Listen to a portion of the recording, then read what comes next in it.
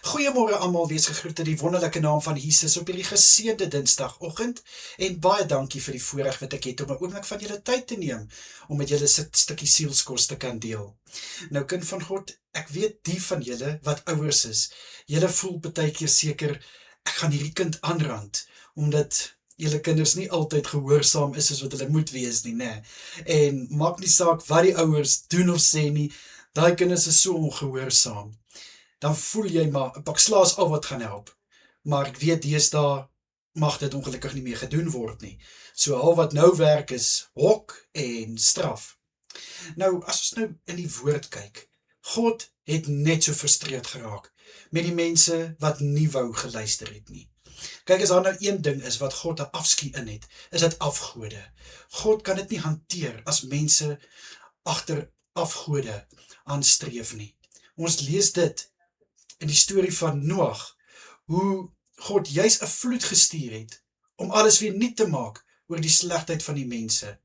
Ons lees dit in Genesis 6.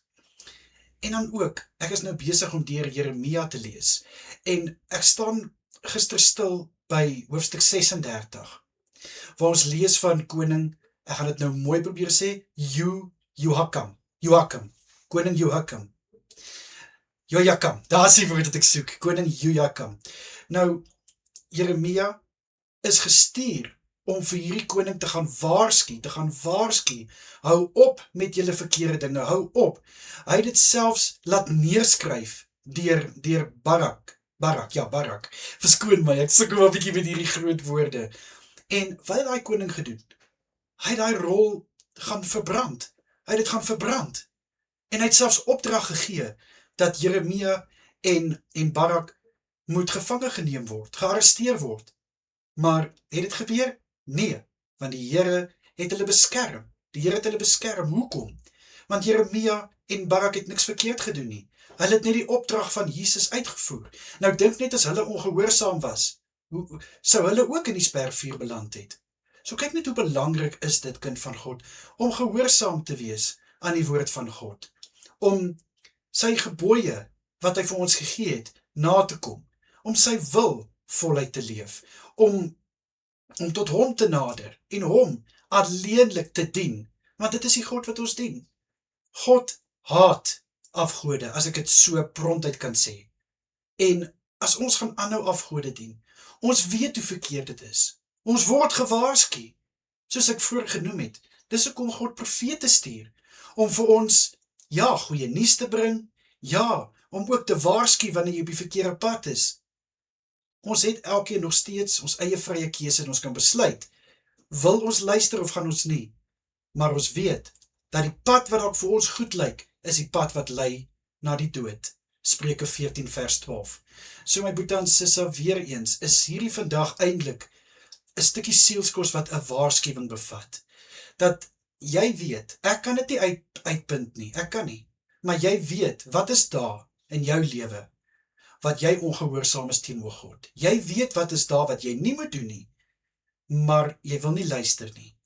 Vandag is die dag wat jy dit voor God kan neerlê en gehoorsaam wees aan God. Want dit is belangrik om aan God gehoorsaam te wees. Want my boetie en sisse, wanneer jy jou kant bring, gaan God die res doen. Dit is gewaarborg. So weer eens, lê die waarskuwing hierso, om dit wat veroorsaak dat jy ongehoorsaamheid toepas, lê dit voor God neer en kyk hoe jou lewe drasties gaan verander.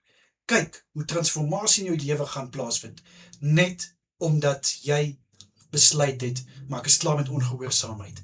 En as daar kinders is wat ook hierna luister, en jy rebelleer, jy is op die oomblik op 'n plek, wat jy net voel, hoekom moet ek vir my ouers luister? Onthou, jou ouers is in jou lewe geplaas, vir 'n rede. Sonder ouers, waar sou jy gewees het?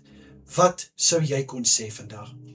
Ouers is so belangrik, en hou vas aan hierdie, wat God baie duidelik sê, eer jou vader en jou moeder.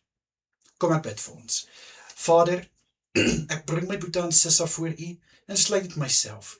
Vader, vergewe ons, waar daar tye is wat ons ongehoorsaam was, of nog steeds is.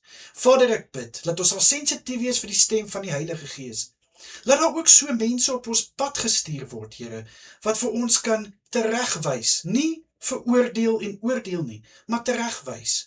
Ek bid, Here, dat ons ore sal spits op die stem van die Gees, Vader, sodat ons in gehoorsaamheid kan wandel en klaarmaak met ongehoorsaamheid. Asseblief, Vader, in Jesus Christus naam is dit my gebed. Amen en amen. My broer en suster, julle moet 'n wonderlike dag verder hê. Kyk asseblief mooi na julleself en natuurlik as dit die Here se wil is, bring ek môre weer vir julle 'n stukkie sielskos. Tot dan, mooi bly almal. Totsiens.